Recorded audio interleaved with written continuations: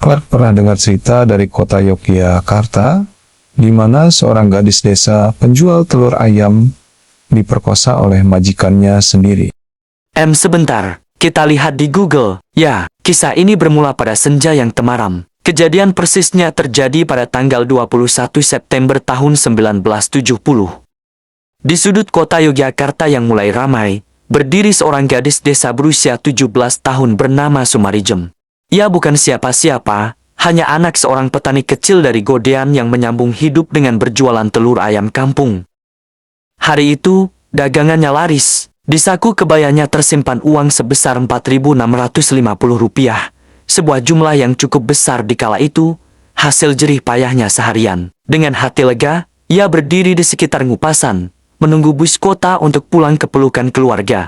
Namun, bus yang dinanti tak kunjung datang. Justru sebuah mobil mewah melambat dan berhenti tepat di depannya. Pintu terbuka, dan mimpi buruk pun dimulai. Sekelompok pemuda berpenampilan perlente, berambut gondrong, dan berpakaian rapi ciri khas.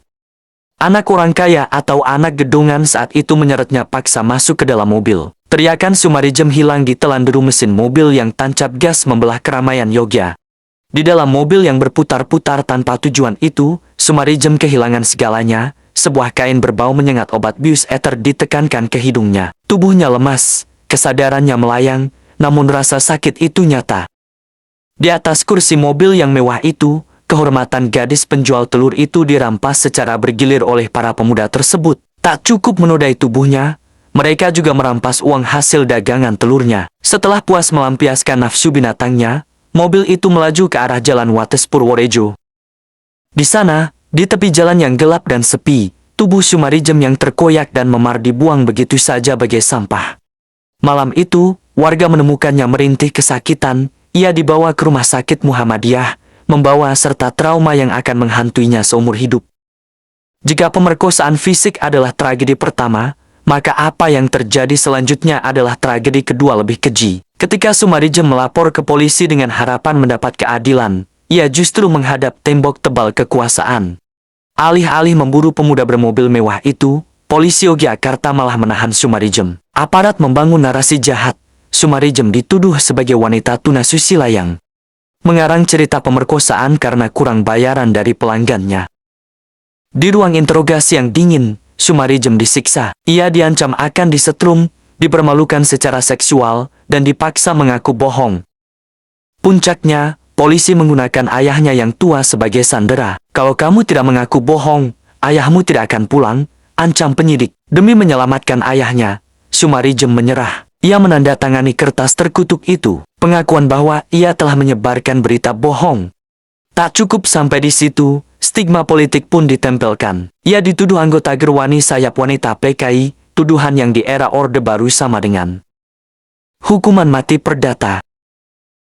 Namun, bangkai tak bisa selamanya ditutupi. Harian Kedaulatan Rakyat dan mahasiswa Yogyakarta mencium bau busuk ketidakadilan ini. Mereka berteriak lantang, siapa di balik pemerkosa Sum Kuning?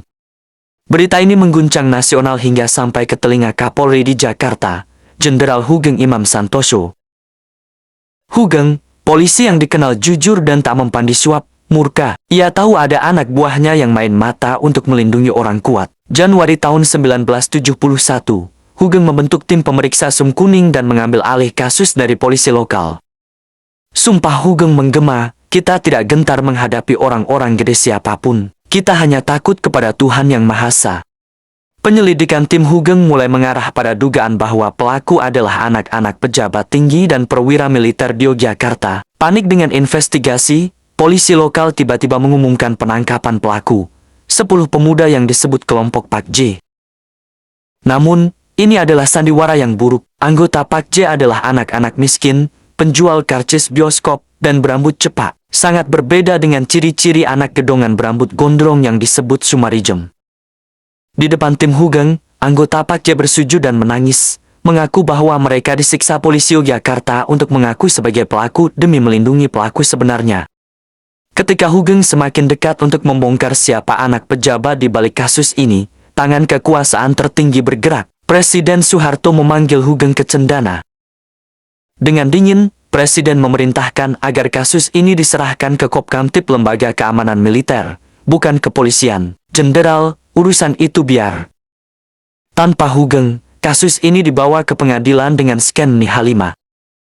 Namun, di ruang sidang pengadilan negeri Yogyakarta, setitik cahaya muncul dari Hakim Lamia Mulyanto.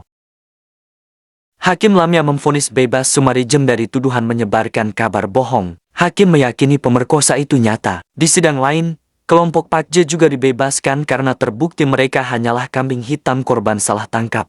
Secara hukum, Sumarijem bebas, Pak J bebas. Tapi pertanyaan besarnya tetap menggantung, lantas siapa pelakunya? Para pemuda bermobil mewah, berambut gondrong, anak-anak pejabat itu tidak pernah duduk di kursi pesakitan. Mereka melenggang bebas, identitasnya terkubur rapat dalam peti es sejarah. Sumarijem akhirnya melanjutkan hidup bekerja di rumah sakit Muhammadiyah, tempat yang dulu merawat luka tubuhnya. Ia menikah dan mencoba melupakan masa lalu. Namun sejarah mencatat namanya bukan hanya sebagai korban seksual, tetapi sebagai saksi bisu bagaimana hukum di negeri ini pernah begitu tak berdaya di hadapan kekuasaan. Oh, jadi kasus ini terkenal sebagai kasus Sung Kuning. Ya, saya pernah dengar kasus ini. Kasus Sung Kuning ini mengajarkan sebuah pelajaran mahal ya, Clara. Bahwa kebenaran di pengadilan belum tentu berarti keadilan yang sejati. Dan di antara puing-puing ketidakadilan itu, nama Jenderal Hugeng tetap abadi. Mengingatkan kita bahwa pernah ada seorang polisi yang rela kehilangan jabatannya demi membela seseorang.